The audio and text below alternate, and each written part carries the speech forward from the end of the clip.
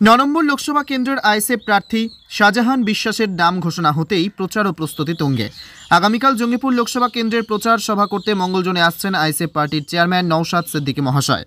শাহজাহান বিশ্বাস বলেন, আমাকে যখন প্রার্থী করা হয়েছে আমি এই কেন্দ্রে জিতব, এটা আমার বিশ্বাস। জঙ্গিপুরবাসী যে সমস্ত সমস্যার মধ্যে এখনও পড়ে আছেন তাকে পুনরুদ্ধার করাই হবে আমার প্রথম কাজ এবং তার জন্য আমাকে দিল্লি থেকে এই দাবিগুলো আদায় করে আনতে হবে। এবং সংবাদ মাধ্যমকে এও জানালেন যে তারপর অন্য কোনো দলে যাওয়ার প্রশ্নই ওঠে না।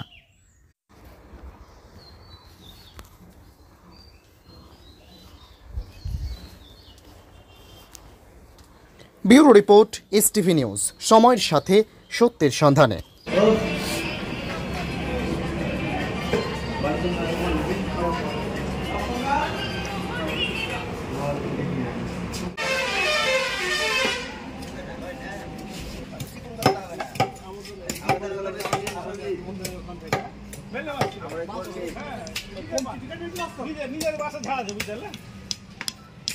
বাঁশ কাটবো আনবো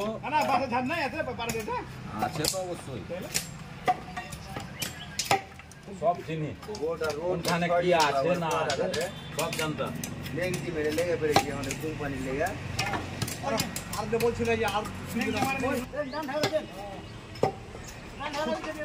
ওষুধ দাম দিয়েছে নাকি না বলেন স্যার একটু বলেন কোন বলেন বিয়োগ অফিস আছে একবার নিলে কাটা নামা তো কাটা মারা দরকার আছে। আপনি দাঁড়ান, আপনাকে ভোট দিন। কি কি এজেন্ডা দিয়ে মানুষের যাবেন? মানুষের যেমন এই এলাকা আমাদের কোনো ইন্ডাস্ট্রিয়াল নাই, শুধু বলতে পিটিসিএল আর কোনো ইন্ডাস্ট্রিয়াল নেই। বিড়ি শ্রমিকের পিএফ অফিস এখান থেকে চলে গেছে, সেটাকে ভাবছি নিয়ে আসবো। এলাকার উন্নয়নের জন্য যদি কোনো সরকারি সংস্থা হয় সেগুলো নিয়ে আসবো দিল্লি থেকে, যেগুলো কেন্দ্র থেকে আছে বাজেট। এলাকার রোড, বিজলি, পানি, স্কুল, কলেজ, ইউনিভার্সিটি, যেমন আমাদের আলিগড় ইউনিভার্সিটি আছে সেখানে পড়ে আছে, সেটাকে ডেভেলপ করার জন্য। আমাদের এখানে ফুড পার্ক হয়েছে, সে ফুড পার্কের ইন্ডাস্ট্রি করার জন্য। তাহলে এলাকার মানুষ অনেক কাজ পাবে, বাইরে যেতে হবে না, বাইরে না গেলে অনেক অনেক অঘটন ঘটছে, সেখান থেকে মুক্তি পাবে। গ্রামের ছেলে গ্রামে যদি কাজ পায়, গ্রামের ছেলে গ্রামের ইউনিভার্সিটিতে লেখাপড়া করতে পারে। এই জন্য এইসব উন্নয়নের জন্য যাব। 100% যারা জিতাবে তারাই তো আমাকে দেখে দাঁড়িয়ে করছে।